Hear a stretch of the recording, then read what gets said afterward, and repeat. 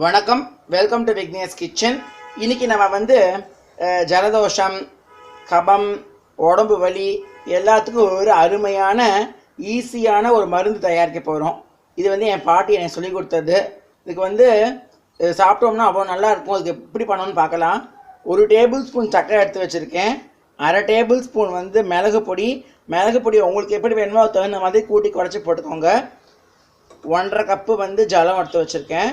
இப்போ வந்து அடுப்பை பற்ற வச்சுக்கலாம். நம்ம அடுப்பை பற்ற வச்சுட்டு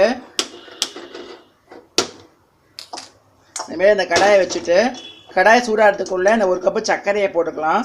சர்க்கரை நல்லா கருகணும். சர்க்கரை கருகின அப்புறம் அதில் வந்து வெந்நீர், அதாவது ஜலத்தை விட்டு அதில் மிளகு பொடி போட்டு இறக்க போகிறோம். இதுதான் அந்த கஷாயம். ரொம்ப ரொம்ப சிம்பிளாக பண்ணிடலாம் அந்த மிளகு கஷாயம்.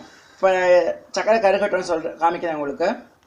இப்போது சக்கரை நல்லா உருகி வந்துருக்கு. நல்லா கேரமல் கலர், அதாவது நல்லா வந்து கண்ணங்கரேன்னு கலர், ப்ரௌன் கலருக்கு வரணும். அந்த மாதிரி கலர் வர வரைக்கும் நல்லா நம்ம கலர் விட்டுக்கலாம். தண்ணி மட்டும் விடாதீங்க, அப்போ தான் சீக்கிரம் வந்துடும். இல்லைன்னா ரொம்ப லேட் ஆகிடும், அப்புறம் கேஸும் வேஸ்ட் ஆகும். அதனால் அப்படிலாம் பண்ண வேண்டாம். நல்லா உருவட்டும். நல்லா கலக்கி விட்டுக்கோங்க. இன்னும் கொஞ்சம் பதம் வரணும். வந்தப்போ நம்ம அணைச்சிக்கலாம். இன்னும் கொஞ்சம் ப்ரௌன் ஆகணும். வந்துடுச்சு இந்த பதம். இப்போ வந்து இதில் மிளகு பொடி சேர்த்துக்கலாம். ஜலத்தையும் சேர்த்துக்கோங்க. அவ்வளோதாங்க. நல்லா கலக்கி விடுங்க. சக்கரை உள்ள இருக்க சக்கரை நல்லா கரையட்டும். அப்புறம் நம்மளுடைய மிளகு கஷாயம் ரெடி ஆகிடும். இதோடைய மருந்தோடைய ஃபீச்சர்ஸ்லாம் ரெடி ஆனப்பறம் சொல்கிறேன் உங்களுக்கு. இந்த மாதிரி நல்லா கொதிக்கணும். கொதிச்சப்பறம் நம்ம என்ன பண்ணணும்னா அடுப்பை சுவிட்ச் ஆஃப் பண்ணிடலாம். ஆறுன அப்புறம் டம்ளரில் மாற்றிக்கலாம். இப்போது இந்த தீனி ரெடி ஆகிடுது, கஷாயம் ரெடி ஆகிடுது.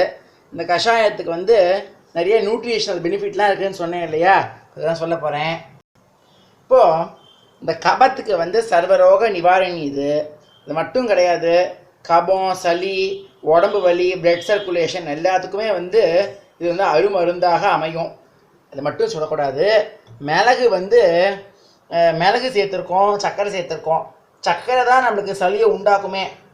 ஆனால் அந்த சர்க்கரையை கருகடித்து சேர்த்தனால அதுக்கு ஒரு நியூட்ரிஷனல் மெடிசினல் பெனிஃபிட்டும் நம்மளுக்கு இருக்குது. ஸோ சர்க்கரையால் நம்மளுக்கு சளியும் வரும், அதே சர்க்கரையால் நம்மளுக்கு மருந்தும் ரெடியாக இருக்குது. ஸோ அதனால் இந்த குழந்தைகளுக்கெல்லாம் வந்து கசப்பாக நிலவேம்பு கஷாயம்லாம் கொடுத்தோம்னா அவெல்லாம் சாப்பிட மாட்டாள். ஏன்னா கசப்பாக இருக்குது, அதனால் நான் சாப்பிட மாட்டேன்னு சொல்லுவாள். ஆனால் இந்த மாதிரி கொஞ்சம் இனிப்பாகவும் கொஞ்சம் காரமாகவும் கொடுத்தோம்னா கண்டிப்பாக சாப்பிடுவா. இது வந்து என்னோடய பாட்டி தான் சொல்லுவாள். நான் குழந்தையாக இருக்கும்போது எனக்கு சளிலாம் வரும்போது என் பாட்டிக்கு தான் எனக்கு கொடுப்பா. இதே மாதிரி மிளகுக்கு இருக்கிற பெனிஃபிட்ஸ்லாம் என்னென்னு சொல்கிறேன் பாருங்க. மிளகு வந்து அதாவது பூச்சிக்கடிக்கெல்லாம் வந்து கடித்து சாப்பிட்டோம்னா அந்த பூச்சிக்கடியோடைய வீரியம் நல்லா குறையும்.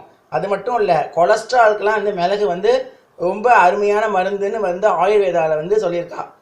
என்னப்பா, அந்த கொலஸ்ட்ராலுக்கெல்லாம் வந்து மிளகை சாப்பிட்டோம்னா மிளகை சாப்பிடக்கூடாது. நல்லா மென்று முழுங்கினோம்னா, அந்த சாற்றை முழுங்கினோம்னா உடம்புல இருக்கிற கொலஸ்ட்ரால் எல்லாம், அந்த அசுத்தங்கள் எல்லாமே வந்து ரிலீஸ் ஆகி உடம்பு நல்லா கலக்கலான்னு இருக்கும். அதனால் இந்த மருந்துக்கு ஈடு எதுவும் கொடுக்க முடியாது. உடம்பு வலி, ஜுரத்துக்கெல்லாம் சொல்லுவாள் என் பாட்டி.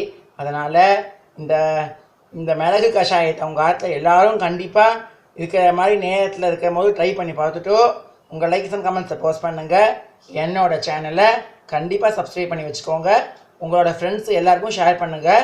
கமெண்ட்ஸ் பாக்ஸில் மறக்காமல் உங்களுடைய அனுபவங்களை தெரிவிக்கணும்னு நான் உங்ககிட்ட மிக தாழ்மையுடன் கேட்டுக்கொள்கிறேன். இது வரைக்கும் உங்ககிட்ட விடைபெறுவது உங்கள் விக்னேஷ். நன்றி, வணக்கம்.